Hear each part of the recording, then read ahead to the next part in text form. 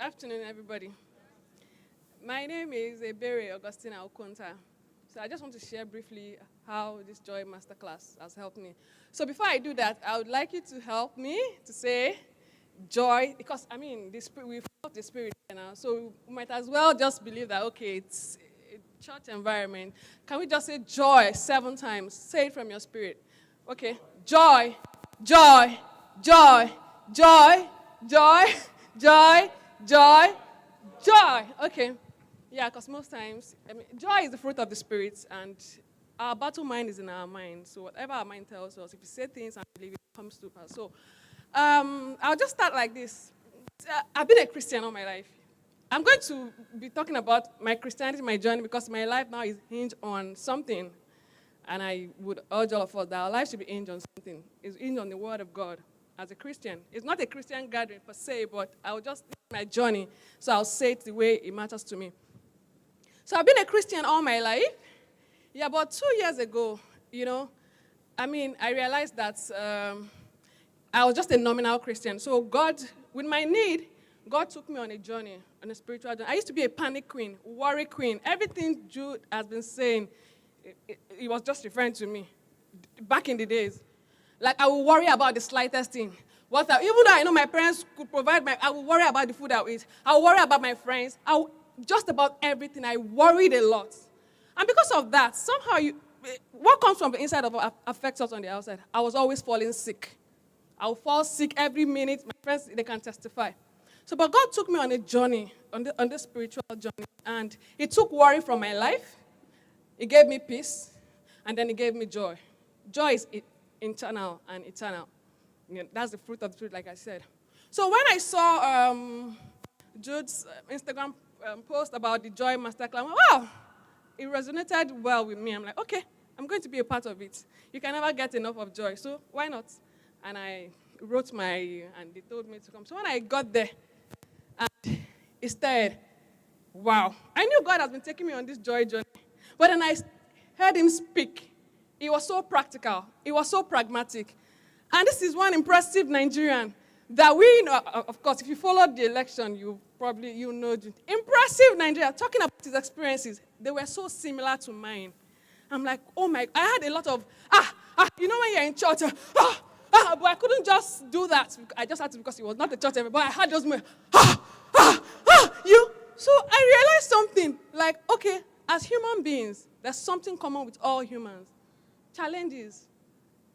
Challenges are just common to human beings. And then you see these challenges, all the challenges we'll ever experience in life, they've actually happened before. Challenges are like, they're being recycled. So we have challenges. It may happen for people differently. It comes in different dimensions. So when Jude was talking about that story, that's our favorite, our signature story. He was talking about being broke. He talked about how he used to feel lonely, that he used to get his happiness from being with people. But one time, something just happened. He said he needed to be alone. And then he started finding out that my happiness don't come from being around people or meeting. You see, needs. Needs will always be there.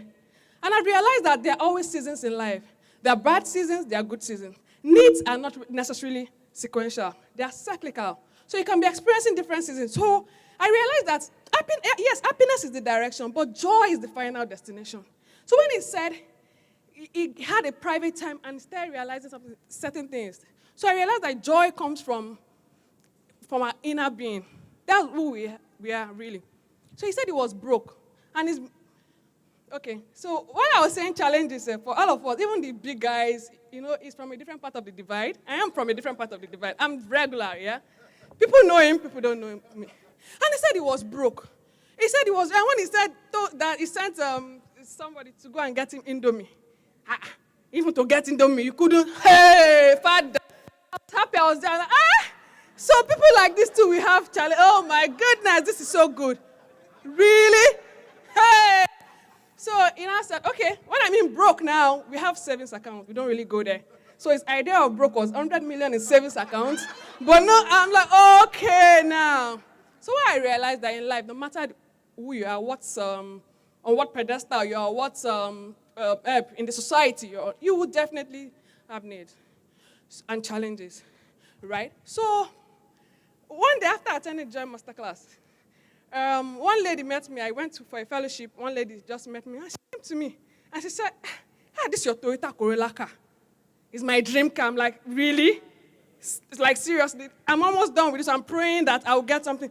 So I know, the Spirit just told me that you see that people have needs, but they are, they come differently. Even Tammy or Todd, is it Tammy? Yeah. So after I attended, it changed my perspective. She was saying something. She's a billionaire's daughter. She can get whatever she wants to get. Do you understand? When our needs are met, yes, we feel happiness. It's pleasure. So the Joy Masterclass taught me a principle of non-attachment, not detachment. So we don't delude ourselves like you don't have to be in this world. Just feel like that's self-denial. While you are in this world, you don't attach yourself to certain things. You don't attach things like your pleasure, because this need, they'll always reoccur. So when you meet your need this period, you're happy. This need comes again. It causes a state of imbalance. Are you not going to be happy? So in the seasons of your life, you'll just be unhappy. Why? So it just taught me a lesson that's joy. So I changed my perspective. So I live my life now essentially on this paradigm. I'm like, okay, my journey is a joy journey. I have joy on the inside of me. So regardless of what I'm facing, I'll be joyous. Currently, where I work, we are going through this transition. Tomorrow, you will hear the story. They are collecting lists. They want to right size, different labels. I'm like, fine. If it was before, the panic queen, everybody would have heard. I would have been so sick. But it's not going to affect me. There's principle of non-attachment. I don't attach my being to is it my job that gives me happiness? The source, like he was talking about source. The source, I know where my source is God. The channels may change. So the job is one of the channels. It may change. And if it doesn't change, that's how God, while I'm here now, I will enjoy the now and not worry about tomorrow. Yeah. So it really taught me a lot. So I started hearing him talk about other things. So I just changed my perspective. I know God was already taking me. So it consolidated my joy perspective. I said, okay, this was the will of God for me to be here. So when I go to work, I hear stories. Joy. They are saying this is happening. Joy. Nigeria is broke. Joy. So I make it sink. It's my practical reality. It became my practical reality, my everyday reality. Such that even though there may be storm everywhere, but you just see me, I'm calm. People ask me, my life now is a testimony. My friends say, even on my phone, tell me that, Ebere, you don't need to talk too much. I can see your life. It's a testimony. So I have this cousin. Let me just tell you something. Because what he has done for us now, he has given us the opportunity to learn about joy.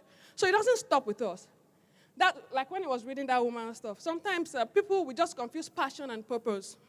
Your passion is to do this. It's just about us. This, our life, there's a purpose for it. So we should look beyond us. Look beyond self-actualization. How is our life impacting others? This thing I'm doing, is it just for me to meet my need or to meet other people's needs? When you have joy, in joy you will discover purpose. So now we are joy champions.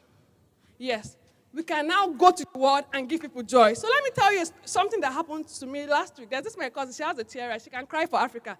I even thought I would put her for rent. So if you want to rent cousin, I'll just give you my cousin. She cries a lot. Everything just depresses her. Like, I just want to give us one advice. We should learn, like I was saying, we shouldn't measure our life based on other people. We have our timelines, our space. Your timeline is different from mine. My journey is different from yours. So she went on WhatsApp, and she saw one of our cousins. We are not really, she's in the U.S. with her 3 kids. I said, hey, Jesus, oh, my mate are married. Then she went to another of our cousins that we used to, we grew up together. But everybody now, life now. So the other one again, said 3 kids. Hey! She said she started crying. That she was crying. She was crying. You see, a lot of people are depressed. They slip into depression because they are not happy. They just feel that getting something will solve their problem. And maybe if they get it, well, they'll be happy for a moment and they'll slip back into depression. They don't get it and then. So she was crying. But thank God for the experiences I've had here. She calls me on phone. On a Monday morning, I was at work. She now started telling me, this. I looked at this woman's picture. She's married with her 3 kids. But we should be careful of social media. We should we should just decide the kind of information we get into our system. So the other 1, 2, 3, that she almost died. I said, really? Just imagine I didn't have this joy experience. Maybe I'll be sympathetic to our plight. I'll be very sympathetic. Oh, even me. Oh, we used to do that a lot, but I've changed. People can't test me. So I called her spirit back. Come out. Come out. Yes, so I had to minister to her spirit. I said, Abigail, come out of it. Snap out. Come out. Come out. I'm like, they are living in their own timeline. Do you think they don't have problems? They have. You're just not seeing it. Just wait on your time. What's the worst that can happen if you don't get married? Please be happy in the now and be joyous. So she saw me like on Sunday. She was like, Ebere, you don't know what you did to me. That I was almost dying. That the words you said to me, they were spirit and they were life. Thank you. So Jude, I just want to tell you, thank you. You really may not know the import of what you're doing. You are fulfilling purpose. You have gone beyond yourself. In the not-so-distant future, you'll see the evidence of this thing you're doing. Yes, it's a lot. It's a lot of sacrifice. Thank you very much.